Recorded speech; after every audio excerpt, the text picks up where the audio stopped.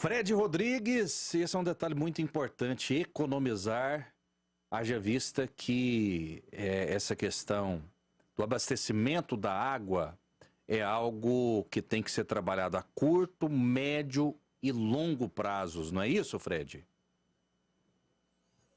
Com certeza, Rafael. Acho que aqui é uma questão de bom senso também, né? Cabe a cada um de nós fazer a nossa parte. Não custa apagar uma luz, tomar um banho mais curto, né? Fechar a torneira na hora de escovar os dentes, né? Muitas pessoas acham que o abastecimento hídrico ele acaba prejudicando só o fornecimento, mas não, ele prejudica também o fornecimento de energia, né? Porque é necessário um volume maior para gerar o mesmo nível de energia, já que não há tanta pressão no escoamento. Então, acho que sim, cabe a todos nós fazer a nossa parte, não custa nada e no final das contas todos acabam se beneficiando e dando mais segurança aí para nós podermos continuar tendo esse padrão de vida que infelizmente o progresso nos propiciou, mas que a gente tem que saber utilizar com responsabilidade. Conosco aqui o Telêmaco Brandão, né, que chega para abrilhantar o jornal Brasil Central e para falar sobre esse assunto, essa crise, né? E todo ano, para a gente, praticamente, a gente, especialmente nesse tempo de seca, a gente ouve falar, a gente tem que se deparar com esse problema. É um problema que tem que ser resolvido, o Telêmaco, ao longo das décadas, né? De repente a bomba estoura, vai acabar a água e o governante plantão, muitas vezes, pode pagar o pato. Mas é algo que as autoridades precisam se atentar, né, Telêmaco? Sem dúvida, Rafael. Primeiro, né, minha boa tarde aqui a você, Boa tarde. doutor Daniel, doutor Frederico nos acompanha também, em especial os nossos telespectadores. Obrigado pela companhia. Bom, eu gosto de debater esse assunto, mas eu sempre me questiono, Rafael, e quero convidar também o telespectador a uma reflexão que a gente aprende lá no primário, quando a gente estuda o ciclo da água, né, os ciclos lá da natureza, do carbono, da água, que a água ela não deixa de existir, ela não desaparece, ela muda de lugar. Então a gente tem que se questionar, essa água que deveria estar no leito do rio, nos reservatórios, onde é que ela está agora? A gente fala que não pode usar água ali para lavar o carro, lavar uma calçada, porque isso seria desperdício. Mas será que essa água que deveria estar lá no reservatório e deveria estar lá no rio não está aprisionada ali, reservada, vamos dizer assim, nas nossas caixas d'água? Será que não seria interessante devolver essa água, fazer o ciclo natural da água acontecer? É algo para a gente refletir. Eu morei, né, nos Estados Unidos, um estado que é um pântano aterrado literalmente. Ninguém usa a água da superfície daquele pântano, eles usam a água do lençol freático, que é uma água que está lá sem utilidade, né? E do lençol freático, não, dos aquíferos, perdão. Lençol freático, né? Muita gente usa os poços aí para retirar água, mas os aquíferos, no Brasil nós temos enormes aquíferos e não usamos esses recursos. Por quê? Temos aqui também um reservatório do João Leite, que é muito pouco aproveitado. Então, me parece que é muito mais erros estratégicos na gestão e no tratamento de água do que uma política de desperdício, e querem sempre jogar a culpa no usuário. Né? Quando eu entendo que o usuário usar a sua água em vez de deixar parado lá nas piscinas, na piscina não tem jeito, mas nas suas caixas d'água principalmente, quando rega o seu jardim, essa água volta para o lençol freático, né? Então esse terrorismo que se faz, jogando a culpa no consumidor, no usuário, pode até ser que haja desperdício, mas eu não acho que é honesta. Eu acho que tem coisas muito mais profundas a serem estudadas e fazer uma gestão, né, racional nesse sentido, inteligente, otimizado, utilizando os nossos recursos com essa mentalidade que a água não desaparece, ela muda de lugar. 32017720, o telefone daqui a pouquinho está na tela, o QR Code também, a equipe é muito boa.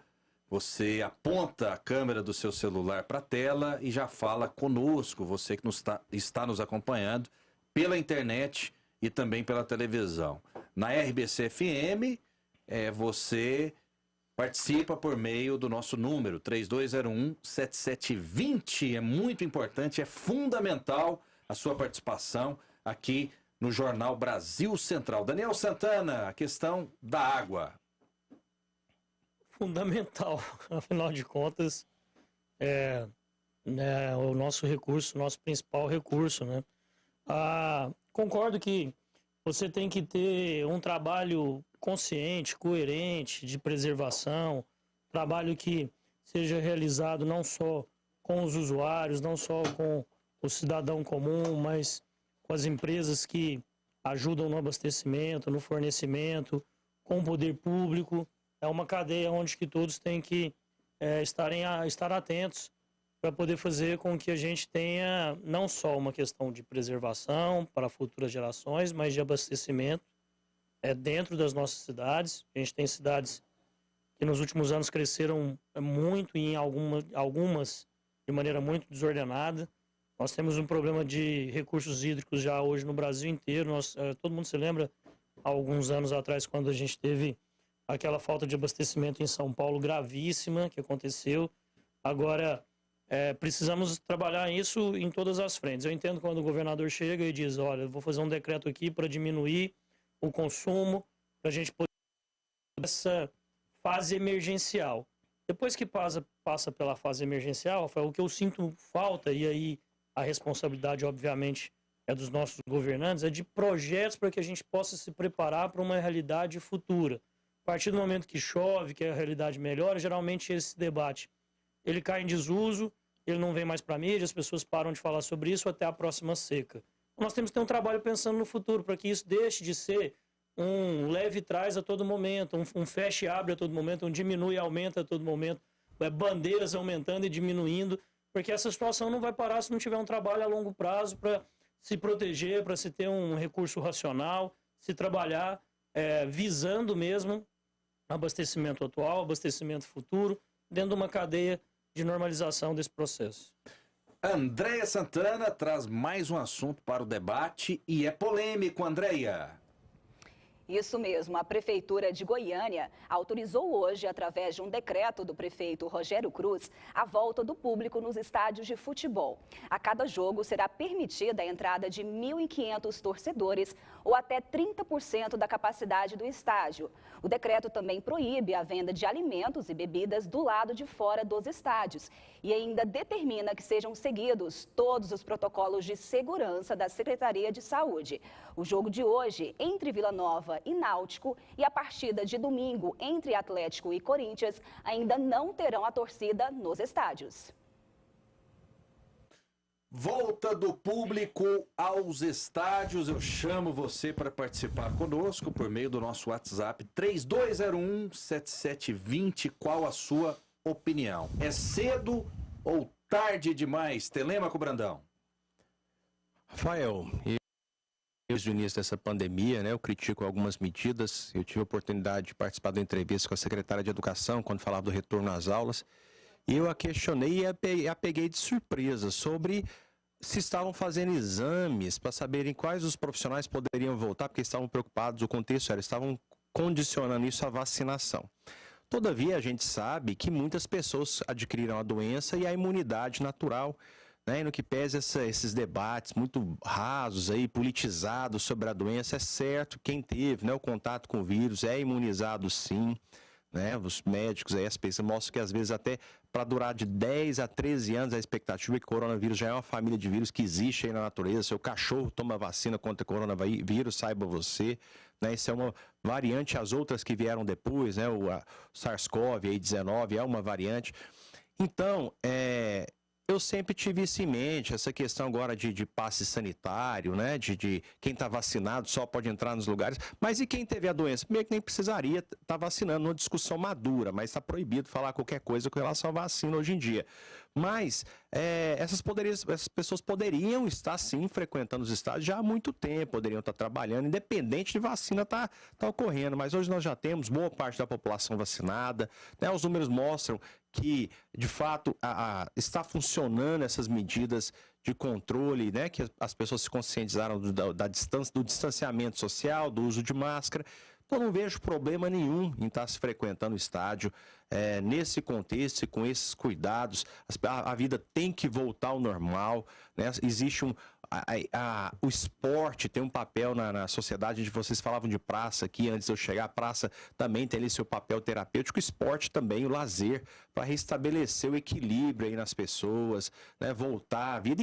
Outra coisa, e quem está incomodado não vá. Isso não é obrigação, ninguém tem que ir lá. Só vai quem está confortável, quem se sente seguro, que vai tomar os cuidados, e eu creio que assim vai correr tudo bem.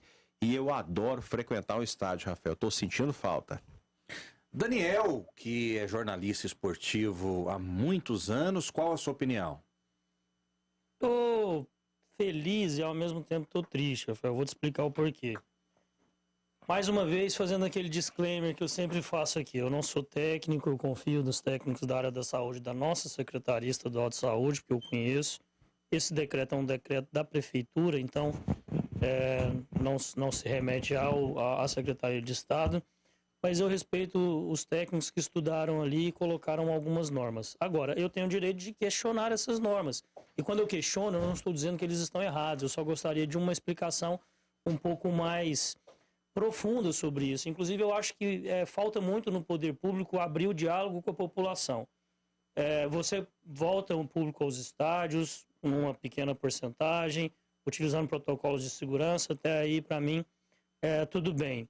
Mas, ao mesmo tempo, você proíbe com que as pessoas possam comercializar alimentos, bebidas, do lado de fora dos estádios. Ou seja, mais uma vez, a cadeia e a corrente acaba arrebentando para o lado mais fraco, que é o lado dessas pessoas que sobreviviam desse comércio feito nos estádios. Algo que me traz uma nostalgia, um carinho muito grande, porque eu vivi a minha infância inteira dentro do estádio, comendo amendoim, comendo espetinho, comendo picolé. Assistindo jogos de qual time? Assistindo jogos de todos os times goianos, principalmente do Galo Carijó, que é professor Quiririquiqui.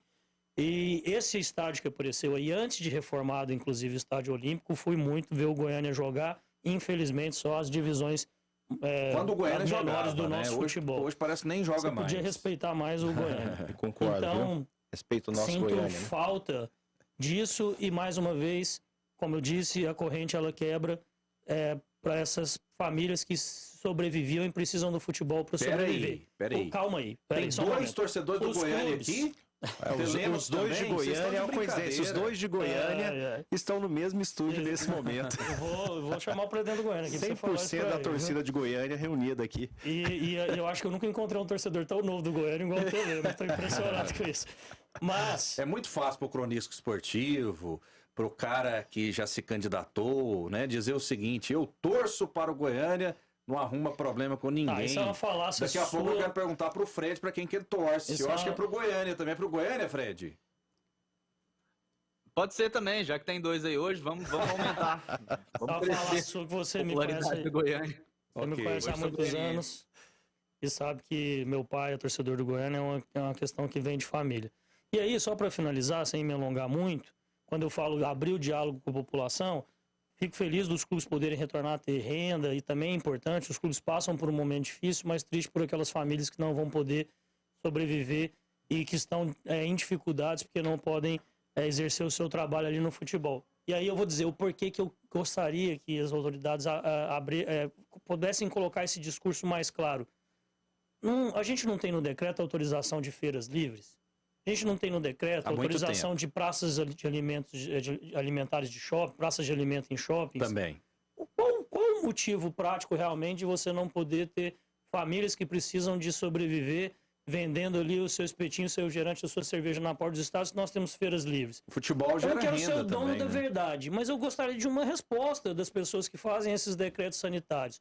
Qual é o critério utilizado para poder permitir A, que faz a mesma coisa de B, de trabalhar, e o B não pode trabalhar? Eu, sinceramente, não compactuo muito com isso, Rafael. Fred Rodrigues, qual a sua opinião a respeito dessa liberação para o público aos estádios?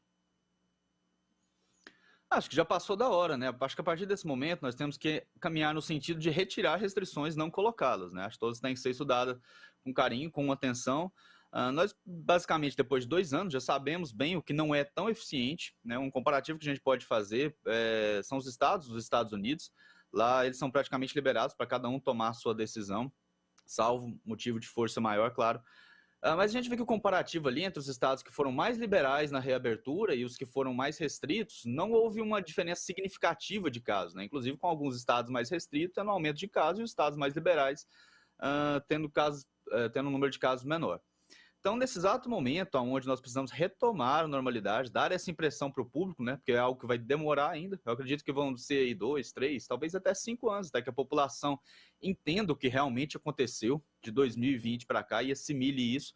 Mas nesse exato momento, nós precisamos mostrar ao público que o poder público, os cargos eletivos, né, os ocupantes de cargos eletivos, estão dispostos, sim, a fazer essa reabertura da forma mais normal e rápida possível. Como o próprio Telêmaco disse, nós não temos só as pessoas vacinadas, temos também as pessoas que contraíram e se imunizaram. Então, uma população teoricamente imunizada, que não contrai o vírus, ou que se contrai e não terá sintomas tão graves, muito maior do que aquela que a gente vê na TV todos os dias, que é o percentual de imunizados. Então, já está sim na hora da gente fazer essa reabertura.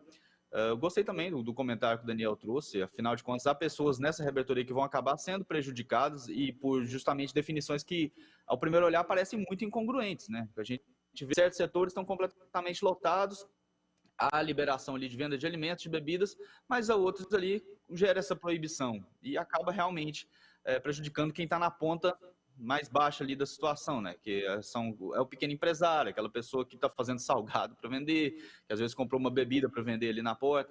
Então, nesse exato momento, pessoal, já passou da hora, na minha opinião, dos gestores públicos abraçarem com mais carinho, com mais cuidado, essa possibilidade de reabertura total. Nós já estamos qualificados sim a fazer isso, inclusive desde o começo o que mais se pedia era o início da vacinação para que fosse retomado esse processo. Hoje em dia nós já vemos os números caindo de ocupação de leitos, nós temos exemplos de outros países, inclusive como eu citei aqui dos Estados Unidos, você pode fazer o comparativo direto, então acho que já passou da hora de a gente fazer essa reabertura aí e retomar a vida à normalidade do que era antigamente, claro, tendo alguns cuidados aí que a gente aprendeu, mas também não pode fazer com que esses cuidados interfiram na liberdade do cidadão de forma a torná-lo um pária, de forma a fazer com que ele não se sinta parte da sociedade. 32017720, vamos registrar participações. Boa tarde, sou Alexandre. Parabéns, Daniel, pelo seu questionamento sobre a importância dos ambulantes nos estádios de futebol. Boa tarde, Rafael. Eu sou Itamar da Paraíba. Parabéns, Daniel Santana, pelo seu comentário, né? Paraíba nos acompanhando. Pará, sabe uma coisa que eu sinto? Bahia, impressionante. Sabe uma coisa que eu sinto falta, Rafael? Sim. Eu não vou citar marca aqui, não quero ir nesse aspecto, mas eu era criança e eu não tomava... Já faz tempo, hein? Já faz muito tempo. Eu sempre ia com meu pai aos estados, como eu disse, era o amendoim e o picolé. Mas você lembra daquele senhor, aquela senhora que ficava com um botijão de café nas costas, andando pelo estádio, vendendo um cafezinho? Você imagina ali o trabalho físico que aquela pessoa tinha, né? Essas pessoas passavam ali, girando o estádio durante todo o tempo, realmente faziam um esforço físico e geralmente para ganhar pouco, para sobreviver com dignidade, mas com dificuldade. E infelizmente você não pode ver isso mais, né? As coisas vão sendo proibidas assim de uma forma a gente não compreender. Eu não sei se é só uma questão econômica, mas você vai matando oportunidades de emprego de pessoas que tinham aquilo como sobrevivência, e isso para mim tem um detalhe, Daniel, muito triste. A gente fala dos ambulantes, né? Mas muitas vezes a gente ignora que tem o mercado do futebol ali, Sim. não apenas os jogadores, técnicos, mas tem fisioterapeutas, enfim, são cidadãos também nós temos que precisam levar o dinheiro. Mas não tem público no estádio, eles continuam recebendo. Mas os clubes que geram esses empregos estão numa dificuldade tremenda. Daqui a pouco, o desemprego, a inadimplência, chegam ao futebol também. Nós temos uma visão de que o futebol é um meio muito rico, né? Que os jogadores ganham muito, os clubes são milionários, ganham minoria. Isso é exceção, dinheiro. Isso é uma exceção, é 1%, né? 99% dos jogadores ganham menos que um salário mínimo. Os clubes têm o seu zelador, tem o seu faxineiro, tem o seu jardineiro, tem um cara que arruma as chuteiras, todas pessoas muito simples, é uma parte muito pequena das pessoas que realmente ganham muito dinheiro. Exato. Com futebol. E essas pessoas estão há muito tempo prejudicadas. Infelizmente, algumas ainda vão continuar prejudicadas. Como eu disse, eu não consigo ver isso com bons olhos. Okay. Me traz uma tristeza mesmo. Eu falei, estou feliz por um lado, mas triste por outro. Tinha a história, Rafael, de Sim. vamos cuidar da saúde, depois a gente vê a economia. Mas aí, quando é que a gente vai ver? Para mim já passou da hora, porque tá todo mundo reclamando de inflação, preço das coisas, isso tem tudo a ver com a indústria parada, a demanda continuou da mesma forma, mas ninguém estava produzindo nada. E aí? Então agora eu creio que a gente já aprendeu como cuidar da saúde, agora é a hora da gente cuidar da economia. Muito bem, 32017720, boa tarde, me surpreendo diariamente com a qualidade dos debates e comentários do programa. Muito bom, José Augusto, obrigado pela participação, pelo carinho. Daqui a pouco, polêmica na veia, a gente vai falar da carta do Bolsonaro. mais participações. Boa tarde, Daniel. A preocupação dos informais, do vendedor de espetinho, de amendoim, de mate nos estádios sempre foi falado e colocado pelo presidente da República. Foi o primeiro que alertou sobre isso. Você se recorda? É o Renato de Goiânia. A gente vai ter que bater bola aqui rapidão, Daniel. Não, rapidão, só que o Marquinhos aqui está me auxiliando aqui, ó, com o relatório da CBF que aponta, e eu estou falando de atletas, hein, não estou falando de profissionais do meio do futebol, porque os atletas também são a menor parte dos profissionais do meio do futebol. 82% dos atletas recebem apenas menos de R$1.000, recebem até R$1.000 no Brasil. São 23.238 atletas que recebem menos de R$1.000 e que 82% e que estão impactados também com essa situação. O telespectador falou aí, eu estava até concluindo sobre a questão da memória nostálgica, não só de, nesse momento, proibir que essas pessoas trabalharem, mas também, através das nossas leis e do poderio econômico, e mudando as relações. Eu estive há mais de 10 anos, Rafael, a gente ainda estava em outra emissora, num jogo no estádio do Morumbi, e me impressionou porque é uma rede de fast food que vende a comida, é uma rede que vende a cerveja, Sim. uma marca que vende a cerveja. Ou seja, foram extintos aí o emprego de milhares e milhares de pessoas. E isso, infelizmente, é muito, muito ruim, como eu disse, é muito triste. E por falar nisso, o nosso telespectador, ouvinte internauta, mandou aqui, e eu vi essa notícia importante, apesar da pandemia, vendas no comércio avançam 1,2% em julho, em comparação ao mesmo período do ano passado, e atinge um patamar histórico. Nos últimos 12 meses, o setor cresceu 5,9%. São dados da pesquisa mensal do PMC, divulgada nesta sexta-feira pelo IBGE. É impressionante o que é o Brasil, o que é o agronegócio. O estado de Goiás é o estado que menos tem sofrido os efeitos da crise econômica. Que bom, graças a Deus. A gente tem que dar notícia boa, a gente tem que falar também de pautas positivas. Coisas boas também estão acontecendo no Brasil. Vamos fazer o seguinte, polêmica na veia agora, mais uma vez. Andréia Santana e a carta, Andréia. Exatamente. É um assunto polêmico. O presidente Jair Bolsonaro comemorou durante uma live o fato da declaração à nação ter repercutido positivamente no mercado financeiro. Na carta, o presidente diz que não teve a intenção de agredir outros poderes da República e destacou que respeita a harmonia entre as instituições. Justificou que as palavras dele, por vezes contundentes, decorrem do calor do momento, mas objetivam o bem comum. Bolsonaro falou da divergência em algumas decisões do ministro Alexandre de Moraes e acrescentou ainda que essas questões devem ser resolvidas por medidas judiciais previstas na Constituição Federal. Bolsonaro finalizou a carta agradecendo o extraordinário apoio do povo brasileiro. A gente tem que ter bom humor, evidentemente. A gente lida com essas situações direto, né? Qual título ficaria melhor, Fred? Eu vou te provocar, né? Tem muito tempo que eu não te provoco, então vamos lá. A volta dos que não foram, um dia depois de amanhã, ou as trancinhas da vovó careca? Acho que nenhum desses, Rafael. O título que fica melhor é um estadista tentando fazer o melhor pelo seu país. A gente sabia que há uma semana, 2 semanas atrás, esse tipo de acordo, talvez um mês atrás, vamos colocar assim, esse tipo de acordo seria impossível, esse tipo de decisão seria impossível. Por quê? Porque todo mundo, boa parte da grande mídia, boa parte de Brasília, tinha aquela impressão ali de que o presidente estava sozinho. Então, 7 de setembro, quando milhões de pessoas foram às ruas, né, apesar de eu não estou entendendo o que está realmente acontecendo com a nossa grande mídia, Globo, Estadão, Folha, dizendo que haviam 125 mil pessoas na Paulista, só se mudou a forma de fazer contagem. Porque quando havia o impeachment da Dilma ou a parada gay, eles diziam que havia 3 milhões de pessoas, agora tem 125 mil com o mesmo tanto de ruas cheias ali.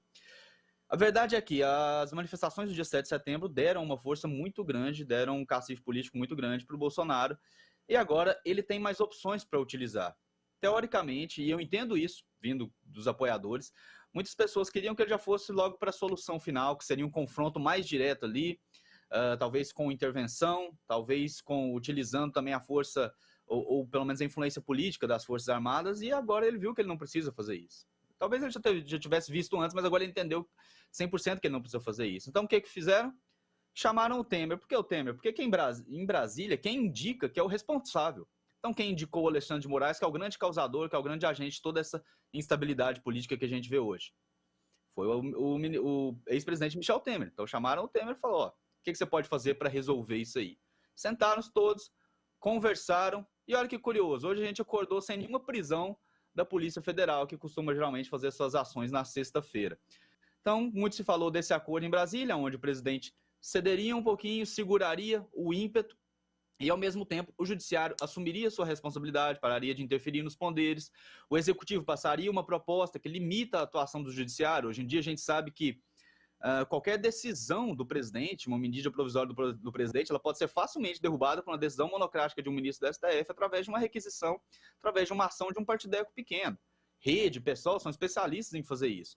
Então, o que a gente viu, na minha opinião, foi um presidente que entendeu muito bem o jogo, entendeu que agora ele tem outras possibilidades e possibilidades são muito menos nocivas ao Brasil. A gente viu que hoje, depois do anúncio dessa aliança, o dólar caiu e a bolsa subiu. Então o presidente provavelmente pensou, olha, por que eu vou ser extremamente agressivo? Por que eu vou matar uma formiga com um míssil? Sendo que eu posso ser muito mais eficaz aqui nessa situação. No entanto, é muito importante as formigas saberem que o presidente ainda tem mísseis à disposição. Tô falando, obviamente, não estou falando isso aqui da forma literal, senão vão falar que eu já estou fazendo declarações antidemocráticas aqui. Infelizmente, esse é o estado de exceção que a gente está vivendo por parte de alguns da elite do judiciário. No entanto, o que eu estou vislumbrando aqui é que foi aberto um caminho de diálogo muito importante que não teria possibilidade de existir até 2 semanas atrás, justamente porque eles ainda não compreendiam a força que o presidente Bolsonaro tem nas ruas. A gente vai ter que bater uma bola rápido aqui, mas eu concordo com você. Você falou...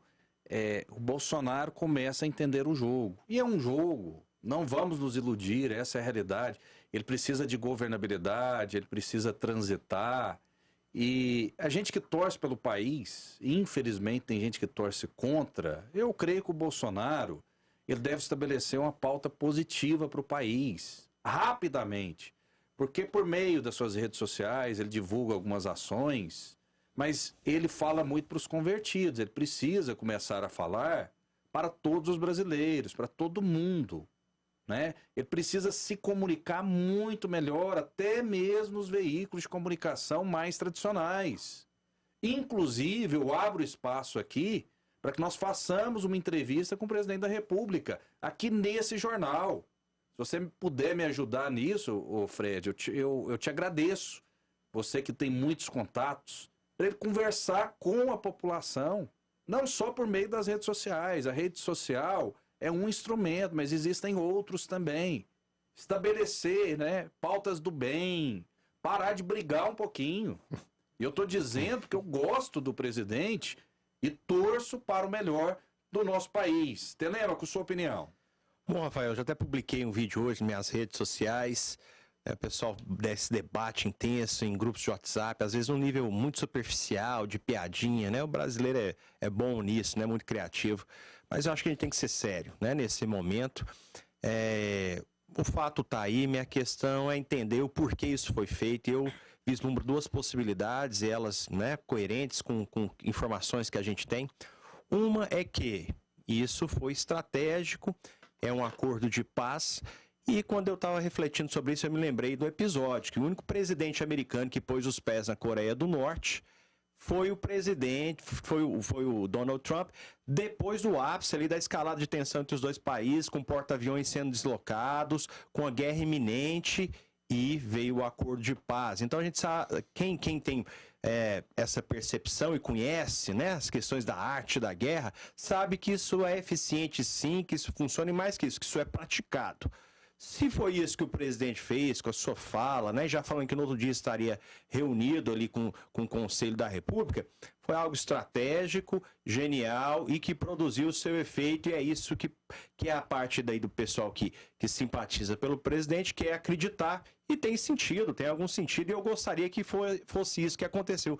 Porque a outra opção que a gente tem, Rafael, é um presidente democraticamente eleito, para a maioria da população, levando, né, às ruas pautas dessa mesma população indignadas com esse tribunal sendo acuado. Aí é uma preocupação grave, porque aquilo que as pessoas têm reclamado da existência de uma ditadura no Supremo Tribunal Federal estaria acontecendo, né? Isso seria inadmissível, um presidente recuar em razão de se sentir hostilizado ou ameaçado por esse outro poder, tendo em vista que nada daquilo que ele disse seria suscetível de uma punição, porque ele falou que deixaria de descumprir e não descumpriu, e mesmo se ele viesse a descumprir, é questionável o descumprimento de uma ordem judicial, como ele próprio já descumpriu quando deixou de entregar o celular, quando foi requisitado por um membro do STF.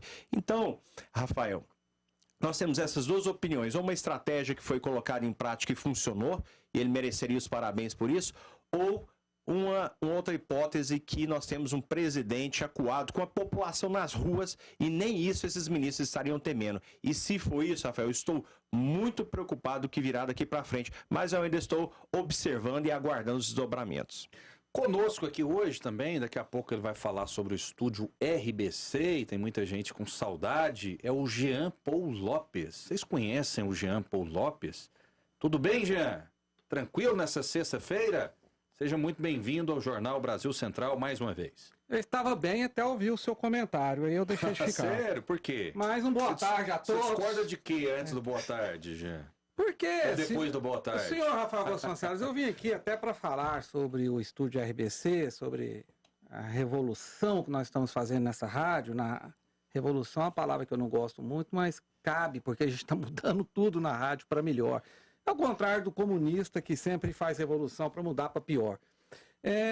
Quando o senhor diz que o presidente Jair Bolsonaro precisa se comunicar melhor com o seu cidadão, com o cidadão brasileiro, ninguém comunica melhor com os anseios do povo brasileiro do que ele. Afinal de contas, o Brasil tem 522 anos e jamais um presidente da República levou às ruas desse país milhões e milhões de pessoas Tá um governo perfeito. apoiando. Não, a perfeição não existe, jamais existirá. Aliás, existiu uma vez só, que foi quando Jesus Cristo esteve aqui na Terra.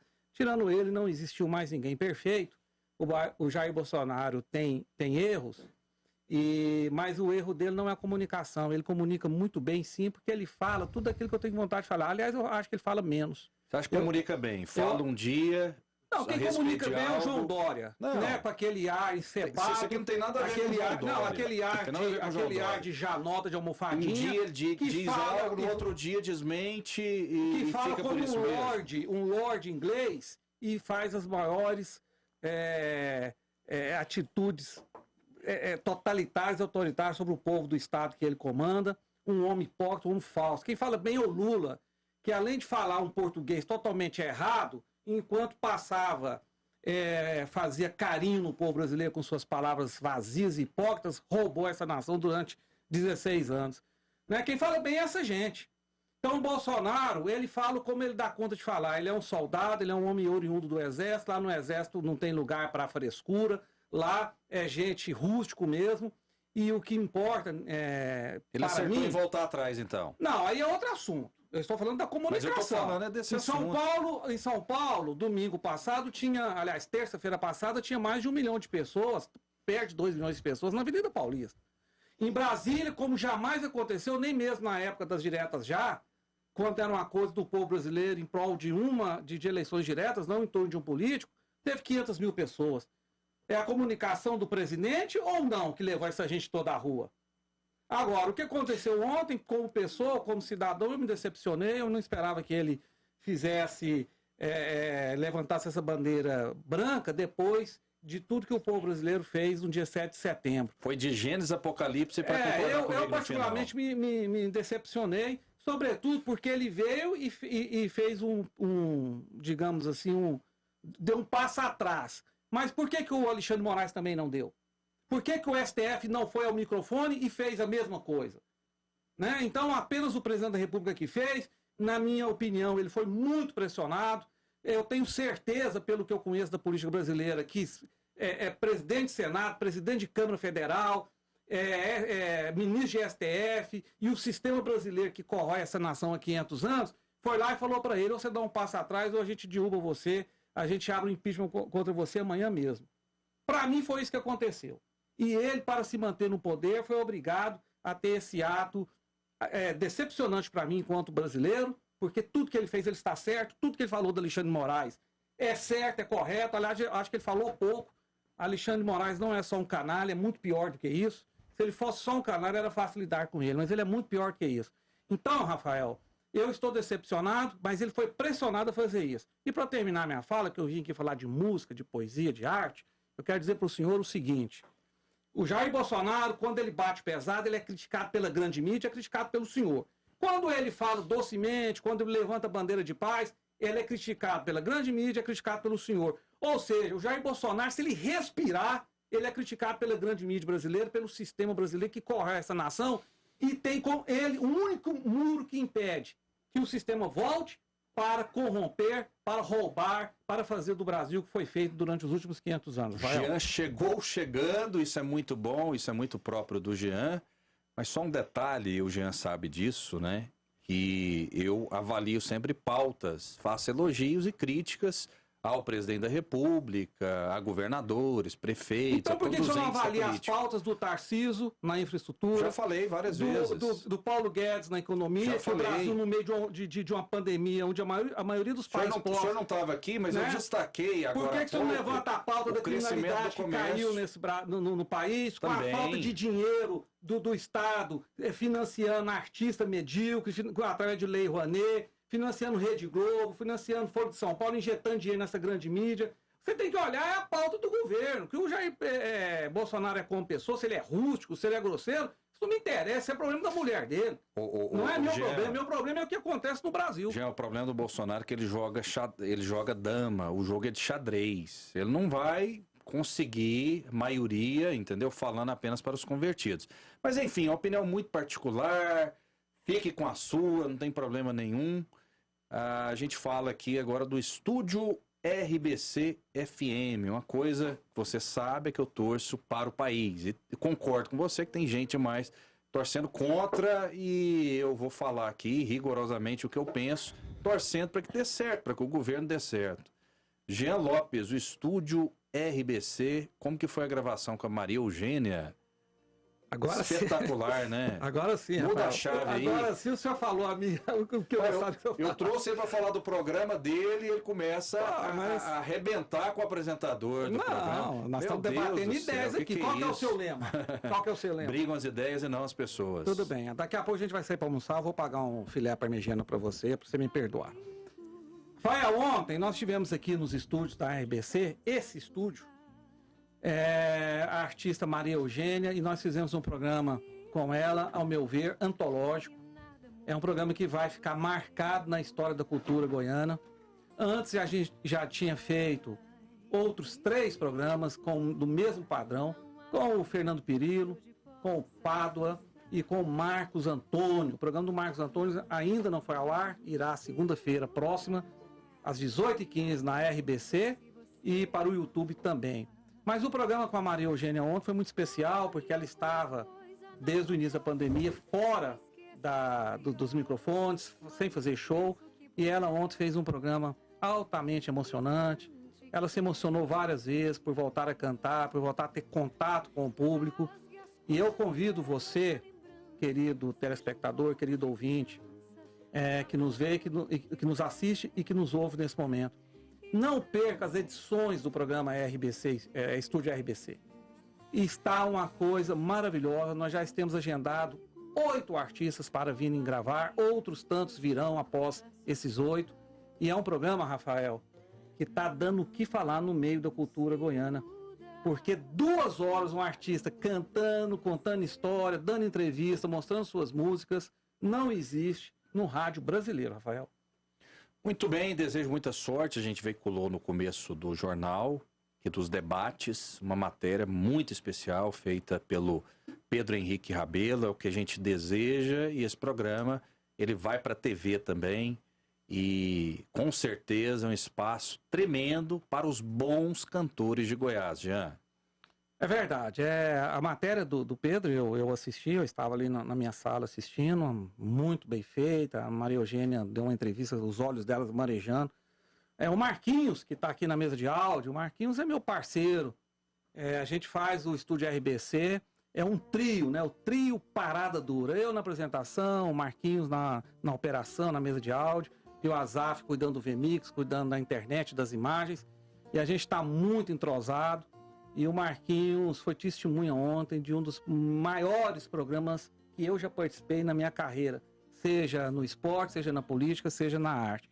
O programa de ontem, Rafael, é para ser guardado como algo valioso, especial dentro da cultura do estado de Goiás.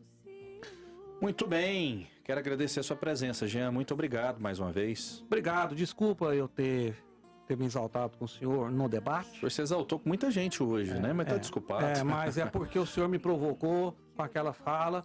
E um abraço, certo. Obrigado pela participação. Vamos falar de poesia, para não dizer que não falei das flores. Aliás, o programa com a Maria Eugênia, a gente recitou vários poemas lá durante a gravação.